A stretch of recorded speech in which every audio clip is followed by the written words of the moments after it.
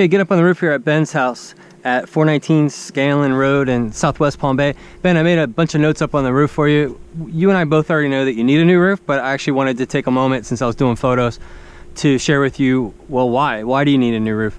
But before we get to that, just a quick reminder arrow here. So with your new roof, you get this new flashing. This is called drip edge, and you have a choice. It's either white or brown. I know it's easy to say brown, but I'm kind of feeling white because once you pick your new color, and if we use that house as an example, you can see how the white on white, as far as the trim, looks, I think, pretty tip-top.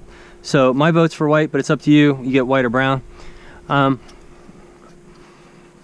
Getting up on the roof, the first thing is just the amount of granule loss. Even though that the roof is wet, hopefully you can see how there's pretty much almost like no granules left on the shingles itself. The granules, in every sense of the word, are the sunblock for your roof. So when you lose the granules, all the protective chemicals inside the asphalt shingle starts to leach out, and then the shingles become, like, as you know, extraordinarily brittle, like saltine crackers. They literally just crack and flake right off. So that's obviously exactly what's happening with this roof. When you walk around, you can just hear everything kind of cracking underneath your feet. Now, the other thing that I found right away, which is basically everywhere, is you have what's called lift up. Just like these guys here. You can see the debris underneath, the rusty nails. So once you lose that bond between the back of the shingle and the roof itself, it's not going to sit back down. It's not going to re-adhere. It's just going to keep flopping, vibrating, and you're going to get these cracks right here, and then they're just going to break off during a hurricane. Ooh, look at this one. Okay. Oh, as I was walking here, there was a nice little dip or crunch in the wood right here. You get 100 square feet of plywood replacement with your new roof. That's usually more than enough to take care of any surprise wood replacement. So you get 100 square feet with your roof. And then we have more lift up here, whole sections actually. We're gonna reboot all the bathroom vents. There's more over there. We're gonna replace the gooseneck style vents. Oh, speaking of vents, so right away I noticed how teeny tiny that ridge vent is. Like, that ridge vent should be at least almost twice as long, right? Which will make it. But then I realized that's the only vent that you have up here. You don't have a vent here.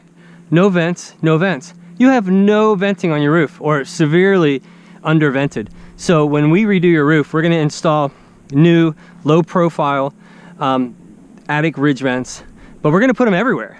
And that way you'll have much better circulation. That's probably helped lead to the granule loss and the brittleness, because it was literally baking from the inside out. So you gotta get the heat moving out of the attic. This is gonna help tremendously. That's included, by the way. Just double check some measurements, 52 feet from there to there. This is called a pan roof, an aluminum roof basically. We don't ever touch those. There's other companies out there that do, not that there's anything wrong with it, but I took photos, and I'm gonna make a note to add another layer of flashing. It's about 16 inches. It's gonna be under that brand new roof, and it's gonna come out to about here, and that's just gonna help keep the water moving that way. Gotta get the water moving that way instead of anything rolling back. So I'm not the expert, I'm not the one, thank God, putting the roof on, but I'm gonna request that we double the amount of flashing there. Reboot the power mast, reboot the bathroom, and that's about it. Of course, we're gonna get rid of this monster thing. Oh, last 20 seconds. Let's talk about real quick how we're gonna redo your roof for you. Here's my metal example. So quick overview concerning metal. The two types of metal roofs are I can see the screws or I can't see the screws. 99% of all the metal roofs that we do are the ones that you can't see the screws. It's not that much more, and it looks way better. So I would definitely vote for that for your roof. But it's really not the top layer that's so important, whether you pick the shingles or the metal. It's the layers, the 3 layers underneath, that are really important. Okay, so imagine this with me. We're gonna remove all your shingles, get down to the bare plywood roof. Anything remotely bad, like we talked about there, there's some crunchy spots in the valley right there. We're gonna replace any of the rotted wood. You get 100 square feet with your roof.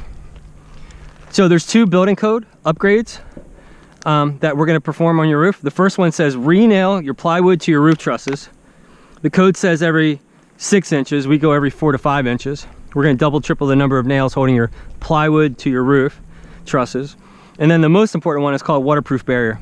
So whether you pick metal or shingle, you're gonna have this super sticky rubberized membrane on every inch of this roof.